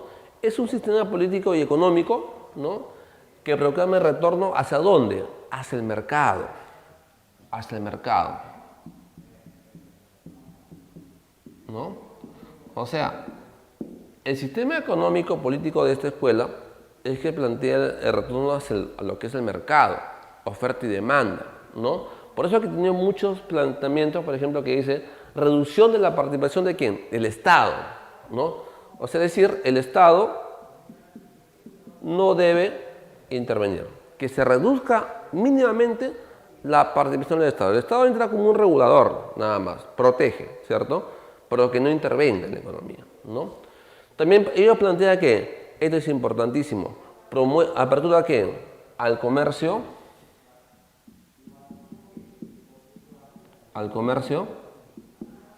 internacional.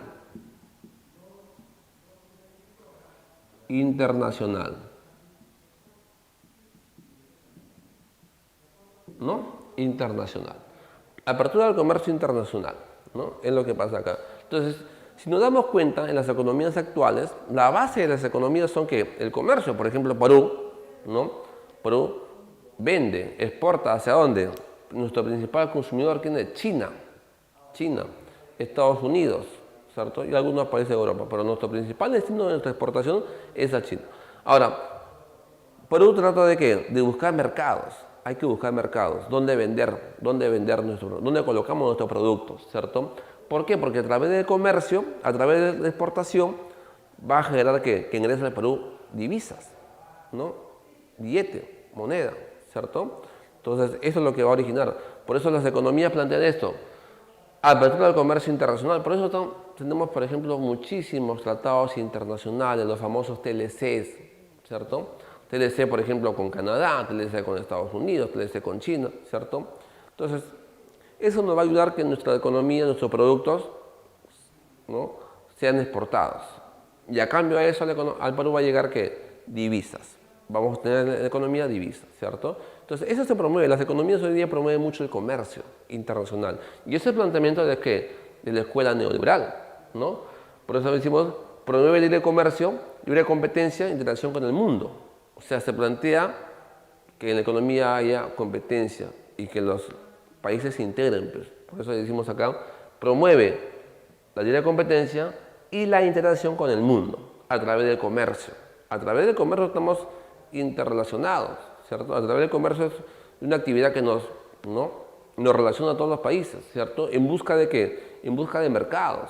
Hay que buscar mercados donde exportar, donde vender, ¿no? Y también promueve la estabilidad económica, sustentado en dos variables, en dos políticas. Ya hasta aquí ya hemos visto mucho la política monetaria y la política fiscal, ¿no? Entonces, bajo esas dos políticas, en la política monetaria y fiscal, ahí debe estar sustentado, ¿no?, la base de la economía, acá, ¿no?, la estabilidad. La estabilidad debe estar sustentada acá, en la política de moneda y la política fiscal, ¿cierto? Ahora, ellos son los que lo promueven. Banco Mundial, el FMI, ¿por qué? Porque son entidades que ayudan. Ahora, inician, o sea, este pensamiento sale con Margaret Thatcher, Ronald Reagan. Ellos son los que inician el pensamiento. Y los que lo promueven es el FMI, el Banco Mundial, el BIR, porque son entidades que apoyan a las economías como la nuestra, ¿cierto? Entonces, ya el pensamiento neoliberal es un pensamiento abierto hacia el mercado, tengan cuidado, hacia el mercado, y que el Estado, pues, no intervenga, no se meta, ¿cierto? Por eso influye esto, el comercio internacional, ¿no? Ya hace nuestros días, ya casi llegando a nuestros días, nace esta escuelita, la nueva economía clásica, ¿no?, y también llamado de los ciclos reales.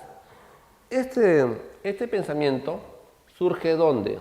En Estados Unidos, ¿no?, con un señor llamado Edward Prescott, que es economista. Ahora, ¿qué plantea esta escuelita?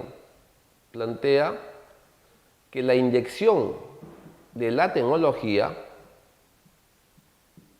la inyección de la tecnología, cuando las economías producen con tecnología, esto va a hacer que aumente la productividad. O sea, las empresas se hagan más productivas, ¿no? Un trabajador se va a hacer más productivo con tecnología. En consecuencia, vamos a producir más, ¿no? Pero tengan mucho cuidado porque él resalta acá el uso de la tecnología. Esto, tecnología. Si inyectamos tecnología, el trabajador se vuelve más productivo. Más productivo. Va a tener más productividad, ¿no? Entonces, como va a ser más productivo, las empresas van a producir más, ¿cierto? Y eso también va a ser un incentivo, ¿para qué? Un incentivo para el incremento de salarios. Incremento de salarios. Vamos a hacer ahí un incentivo para el incremento de salarios, ¿no? Profe, este pensamiento puede funcionar perfectamente ¿dónde? En economías como las europeas, como en Estados Unidos, como las asiáticas, porque obviamente que ahí sí inyectamos tecnología, ¿cierto? ¿No? Se produce con tecnología, ¿no? Entonces el trabajador se vuelve más productivo, más eficiente, ¿cierto? Va a aumentar su productividad. Y en consecuencia de eso también va a haber un incentivo para que tú puedas trabajar. No vas a querer trabajar porque obviamente, ¿no? Esto te va a ayudar. Es el pensamiento de la nueva economía clásica, o también llamado de los ciclos reales, ¿no? Hasta aquí llegamos con las escuelas. Como hemos visto hasta acá, ¿no? Partiendo de la edad moderna, partimos con la escuela mercantilista, la escuela fisiocrática, la escuela clásica, ¿cierto? ¿No? En la edad moderna. Y en la edad contemporánea partimos ¿con quién? Con la nueva economía clásica, ¿no? Con la nueva economía clásica, con la escuela histórica alemana, ¿no? Después la escuela marxista, la neoclásica, ¿no? La keynesiana, la escuela de Milton Friedman, la neoliberal y la nueva economía clásica. Entonces, es así como ¿no? Nos van dejando principios, legados a través del tiempo, ¿cierto? Aportes de la economía que hasta hoy en día son usadas. Por eso, las tendencias actuales, ¿no? O sea, los planteamientos de la escuela keynesiana, hoy en día, por ejemplo, se siguen usando. Los planteamientos de Milton Friedman, de la escuela modernista, todavía se siguen usando, ¿no? Estamos acá, pensamiento neoliberal y la nueva economía clásica, ¿cierto? Son por ahí las tendencias actuales, ¿no? Vamos a empezar con la práctica. De escuelas, doctrinas, ¿no? En la práctica vamos a ver acá algunas preguntitas también de la edad antigua y la edad media, ¿no? Que son mínimas, pero ahí están también, hemos puesto ahí porque son importantes, ya comunes en un examen de admisión, típicos, por ejemplo, en sumativo de ese punto, ¿ya? Vamos, por ejemplo, acá. Pregunta 1, dice, el pensador de la antigüedad que estableció la diferencia entre economía y política. ¿Quién hizo la diferencia entre economía y política? Fue Aristóteles, ¿no? Respuesta es C. C. Pregunta 2, ¿no? Dice, pensamiento económico antiguo, ¿no? Antiguo, que vinculó la economía a la política. Dice que la economía es parte de la política. ¿Eso quién fue? Fue dicho por Platón. Platón. Respuesta es la A. Pregunta 3. Son representantes, ¿no? del pensamiento económico griego. En Grecia tenemos, por ejemplo, Aristóteles, Genofonte, ¿no? Platón, Hesíodo también. La respuesta es B. B de beso. Pregunta 4. Me están pidiendo los exponentes en Roma, los romanos, o sea, en la edad antigua, ¿no? Hubo dos componentes, ¿no? En Grecia, donde la economía nace, y en Roma. Los romanos a la economía han aportado muy poco. Los romanos han sido buenos ¿en qué? Derecho, ¿no? La jurisprudencia, ahí han sido buenos, ¿no? Entonces, tenemos, por ejemplo, romanos acá, Catón, Paladio, Cicerón, Plinio el Viejo. La respuesta es B de beso. B de beso. Pregunta 5. Dice, la República fue una obra fundamentalmente de la estructura del Estado. Esa obra, República, fue escrita ¿por quién? Por Platón, ¿no? Respuesta D. D, dado, ¿no? Pregunta 6. La pregunta 6 me dicen griegos del pensamiento económico esclavista. No olvidar que en la edad antigua el sistema económico era esclavista y en la edad media el sistema económico era feudalista, ¿no? Feudalista. Entonces acá me dice esclavismo, ¿no? Hesiodo, Platón, Jenofonte, todos ellos son griegos de edad antigua, sistema esclavista, ¿no? Respuesta es C. Respuesta es C. Pregunta 7. Los oficios. Los oficios es una obra de los romanos, específicamente de Cicerón. Respuesta es D. Dado. Pregunta 8. ¿No? Fue un santo, Santo Tomás de Aquino, que dijo, no debe existir propiedad privada, sino que todo debe ser propiedad de ¿quién? De Dios. Santo Tomás de Aquino. Respuesta es dado. Dado. Pregunta 9. La obra Confesiones lo escribió ahí San Agustín. San Agustín escribió Confesiones. Respuesta es la A. Pregunta 10. ¿No? Exponente de la Edad Media. Edad Media. Tenemos, por ejemplo, acá San Agustín, San Tomás de Aquino, Nicolás de Oresme, ¿no? Respuesta es C. Pregunta 11. Propuso el precio justo, ¿no? ¿Quién propuso el precio justo? San Tomás de Aquino. Respuesta es C. Pregunta 12. Escribió la obra El Tratado de la Creación de la Moneda. Ese fue Nicolás de Oresme, ¿no? Edad Media, Nicolás de Oresme. Respuesta D. Dado. Dado. Pregunta 13. Feudalismo. ¿El feudalismo se dio en qué edad?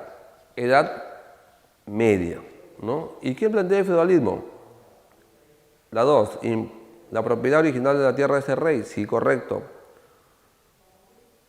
Cambios en la tecnología, correcto, ¿no? En técnicas agrícolas, ¿no? Y la iglesia fundamentalmente, ¿no? La iglesia, ¿no? Influenciada mucho por la iglesia de Edad Media, ¿no? Respuesta D. Dado, ¿no? 14. Prevaleció la religión y la escolástica. Eso fue obviamente la Edad Media, ¿no? Edad Media. Respuesta es C. Pregunta 15. La escuela mercantilista, ¿no? La escuela mercantilista, ya sabe usted, la base de riqueza está ¿dónde? En la acumulación de metal precioso. El Estado es intervencionista y proteccionista, ¿no? Entonces, la 1, acumulación de lingotes oro y plata, sí, ¿no? La 2, también, ¿no? Correcto, ¿no? Y la 5, ¿no? Respuesta es C. La 5 que dice, no aplicar aranceles a la importación de materias primas, correcto, ¿no? Respuesta es 1, 2 y 5. Respuesta es C, ¿no? Pregunta 16. Dice, ¿pertenece al pensamiento económico de edad moderna del mercantilismo? O sea, me están pidiendo ahí exponentes del mercantilismo. ¿Cuáles son? Jean Bodin, Juan Bautista Colbert y Charles Davenant. Quesnay y Turgot son de la escuela fisiocrática. No olvidar. Respuesta es C. Pregunta 17. El mercantilismo. Mercantilismo es igual a decir nacionalismo. El Estado interviene, ¿cierto? Entonces, la acumulación de metal precioso y también el comercio. Hay que exportar, hay que vender, ¿no? La respuesta es la E, ¿no? E. Pregunta 18. Con respecto al mercantilismo, ¿no? También decimos que la 1, sí, ¿no? El Estado debe intervenir, ¿no? La 3, el Estado debe intervenir. Y la 4, ¿no? Acumulación de metal precioso, oro y plata. Respuesta es B. B de beso. Pregunta 19. Escuela económica que sustenta la idea proteccionismo, ¿no? Proteccionismo como presión de poder, ¿no? Eso fue la escuela que mercantilista. La acumulación de metal precioso, ¿no? La E. Pregunta 20. La escuela fisiocrática, escuela francesa, que nace con ideas opuestas a quién? Al mercantilismo, ¿no? Recordando ahí, ¿no? opuestas. Plantea que el líder fue Francisco Quesnay, sí.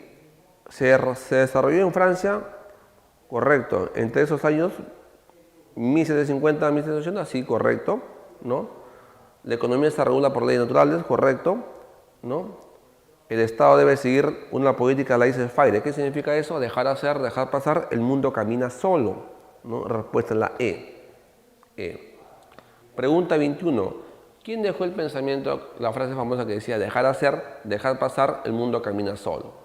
Que la economía se regula por leyes naturales. ¿Quién fue? Fue Vicente Gurnay. Respuesta es B. B de beso, ¿no? Pregunta 22. La escuela fisiocrática, ¿no? Esta escuela francesa se denomina también gobierno de naturaleza, correcto. La 1 sí es.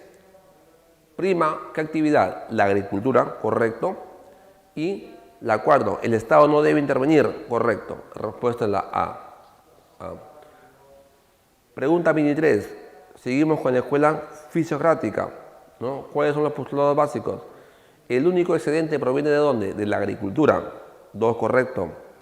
4, ¿no? La intervención del Estado, ¿qué es? Nula, el Estado no intervenga, ¿no? Y la clase parásita o estéril son los artesanos, los comerciantes, gente que no se dedica a la agricultura, cualquier otra actividad son parásitos. Respuestas ahí, 2, 4 y 5, ¿no? B de beso. Pregunta 24. La única clase social que genera excedente económico, o sea, la única clase social que genera riqueza, mejor dicho, riqueza. ¿Qué escuela fue? Eso se da en la escuela fisiocrática. ¿Con qué clase social? Los llamados campesinos o también llamados agricultores, ¿no? Porque ellos son los que trabajan en la tierra. Respuesta es C. Respuesta es C. Pregunta 25. Padre de la economía moderna. ¿Quién fue? Y padre del pensamiento liberal. Fue Adam Smith, ¿no? Adam Smith. Con su obra Riqueza de ¿qué? Las naciones. No olvidar. Respuesta es dado. Pregunta 26. La pregunta 26 dice, formula en su teoría que la oferta, toda oferta crea su propia demanda. ¿Quién dijo eso? Ley de Sáenz. Toda oferta crea su propia demanda, ¿no? Eso fue enunciado por ¿quién? Juan Bautista Sáenz. ¿Economista de qué escuela? Clásica. Respuesta en la E. Pregunta 27, ¿no? Considera como base de riqueza ¿qué? La división de trabajo, ¿no? Y con ello ¿qué? La especialización, ¿cierto? Eso fue la escuela ¿qué? Clásica, ¿cierto? Clásica, con Adam Smith, ¿no? Respuesta es C. 28. Acerca de la escuela clásica se puede hacer, ¿no? Las siguientes afirmaciones, ¿no? El Estado no debe intervenir, correcto. Surge con la revolución industrial, correcto. 3. Oferta y demanda regulan la actividad, sí, correcto, ¿no? La especialización dice, trae como consecuencia la disminución de riqueza, no, el aumento de riqueza. Entonces, la cuarta es falsa. La 5, correcto. Respuesta es C. Respuesta es C. Pregunta 29. Economista y filósofo escocés dice, aparece con la revolución industrial, ¿no? División de trabajo. ¿Ese quién fue? Fue Adam Smith. Adam Smith, ¿no? Respuesta es D. Dado. Pregunta 30. Economista que dice que la población crece en forma geométrica, o sea, se multiplica y la población crece aritméticamente, de a poquitos. Para el economista Tomás Malthus decía que hay mucha población y poca producción. Ese problema demográfico fue planteado ¿por quién? Por Tomás Roberto Malthus, ¿no? La respuesta va a ser acá la C, ¿no? Tomás Malthus. Pregunta número 31. Escuela clásica, los clásicos, ¿no? La 1, mercado, ¿no? 3 y la 5, correcto. La respuesta es C. Pregunta 32. Son exponentes del liberalismo, siglo XVIII, ¿no? Siglo XVIII, ¿no? Son Quesnay, fisiocrática, Gurnay, ¿no? Y también Say. Te piden acá, no son ciertas o son falsas, la 1 y la 4, ¿no? Ellos no son ciertos, ¿no? 1 y 4. Respuesta es la A. 3.3. En la 3.3, tengan cuidado porque es el único supuesto que sí me preguntan con respecto a esa escuelita, la Escuela Histórica Alemana, ¿no? Les dije que hay un supuesto que siempre pregunta acá en CEPUN, en admisión, ¿no? Son preguntas típicas con respecto a esa escuela. Lo único supuesto que está acá, ¿no? El supuesto va a ser el 3, ¿no? Los intereses individuales están subordinados, dice, a intereses colectivos, y estos a la vez al Estado. O sea, hay una supremacía del Estado que está por encima de todos. Entonces, el único enunciado correcto es el 3. Y acá me piden, no son ciertas, o sea, son falsas. Son falsas la 1, la 2, la 4 y la 5, ¿no? Respuesta es la A, ¿no? 34. La misma pregunta, ¿no? El interés individual está por debajo del colectivo y este a su vez por debajo del Estado. Entonces, ¿esto se referencia a qué escuela? Histórica Alemana. Respuesta es la A. 35. Ideas marxistas, socialistas, ¿no? La revolución de lucha de clases sociales, ¿no? La plusvalía. La 1, correcto. La 2, la plusvalía, correcto. Trabajo como mercancía, correcto, ¿no? Las relaciones económicas son relaciones entre personas, correcto, ¿no? Las respuestas son todas, ¿no? La E. Respuesta es E. Pregunta 36. Seguimos con la escuela marxista. ¿La ley de la acumulación de capital? Sí. ¿Enfoque evolucionista? Sí. 3. ¿Matemática y estadística? No. Esa es neoclásica, ¿no? 4. ¿El equilibrio de mercado con participación mínima del Estado? Falso, ¿no? La 5, correcto. Respuesta es la A. 37. El trabajo necesario se convierte en salario, dicen. Como el trabajo excedente en plusvalía. Pensamiento de qué escuela? Marxista, ¿no? Respuesta es B. B de beso, ¿no? Autor considerado el amigo inseparable de Karl Marx. Ahí me está diciendo que fue ¿quién? Federico Engels, ¿no? De hecho, Federico Engels, amigo inseparable de Karl Marx, Engels. Respuesta es C, ¿no? Pregunta ahí, 39, ¿no? Desarrolla esos conceptos que dice precios, elasticidades, externalidades, todos son conceptos que microeconómicos. Y la microeconomía surge con qué escuela? Neoclásica. Neoclásica. Respuesta es la A, ¿no? 40. Matemática y estadística. ¿Con qué se introdujo? ¿Con la escuela qué? Neoclásica. Respuesta es A. 4.1. Son exponentes de la escuela neoclásica. Alfred Marshall, Luis Pareto, León, Walras, ¿no? Respuesta es A. 42, ¿no? Propuso estimular, dice, la demanda agregada. Ah, ¿eso fue quién? John Keynes. John Keynes. Demanda agregada. El Estado debe intervenir. ¿Cómo? Aumenta el gasto público y baja los impuestos. Respuesta es D. Dado. Pregunta 4.8. Son principios fundamentales de la escuela keynesiana. A ver, vamos a ver por acá. Reducir la oferta de moneda. Acá no habla nada de eso, ¿no? John Keynes. 2. ¿Aumenta el gasto público? Sí. Importancia de la demanda efectiva o demanda agregada, es lo mismo. Correcto, sí. ¿Pone énfasis en la macroeconomía? Sí. Respuesta es dado, ¿no? De dado. Pregunta 4.4, ¿no? Escuela que es la base de la macroeconomía, ¿no? Y aplicó y plantea que el sector privado es inestable. ¿Por qué es inestable? Porque falta inversión. Aumenta el gasto público y baja los impuestos. Respuesta es dado. Dado.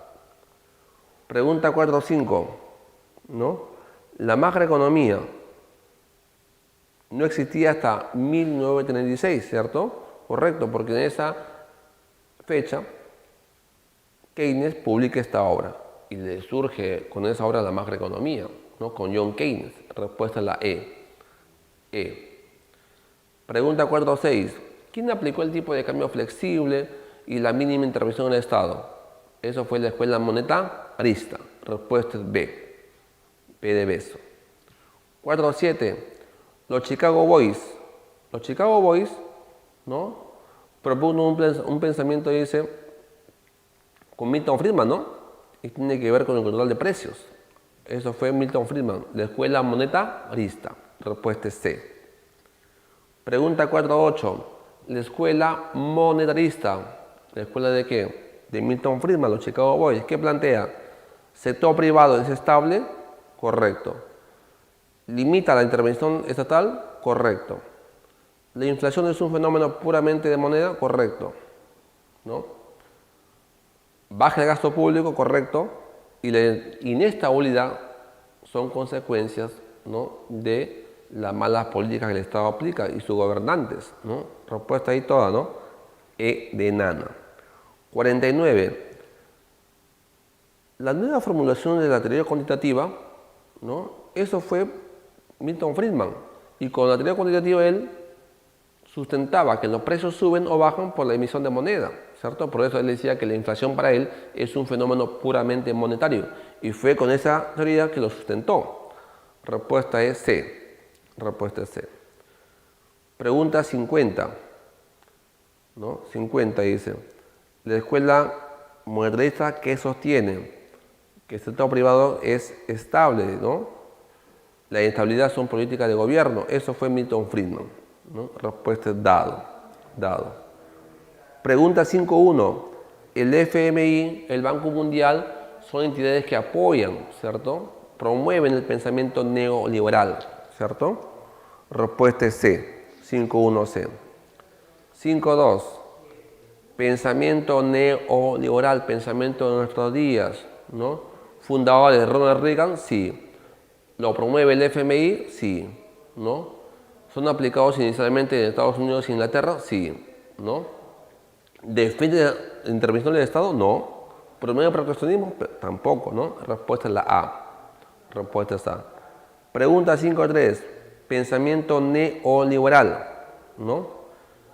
Concepción mínima de Estado, correcto, el Estado no debe intervenir. Marco jurídico que garantiza la propiedad privada, sí, se defiende la propiedad privada, ¿no? La 3, intervención del Estado, no. La 4, contrario al libre mercado, tampoco. La 5, sí, ¿no? 1, 2 y 5, respuesta es C.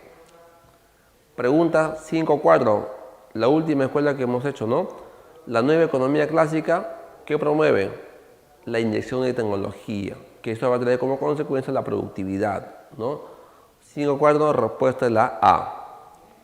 Y la 5.5, ¿no? Veamos ahí también la escuela que sostiene que el avance de la ciencia y tecnología aumenta la producción y en consecuencia aumenta la productividad, ¿no? Y mejora los salarios, la nueva economía clásica, ¿no? La práctica está, como se está dando cuenta usted, ordenada. Lo hemos hecho para que sí sea, ¿no?, más fácil para usted, ¿no? De edad antigua, edad media, moderna y contemporánea, ¿no? Cómo la economía se ha ido desarrollando paso por paso a través del tiempo, ¿no?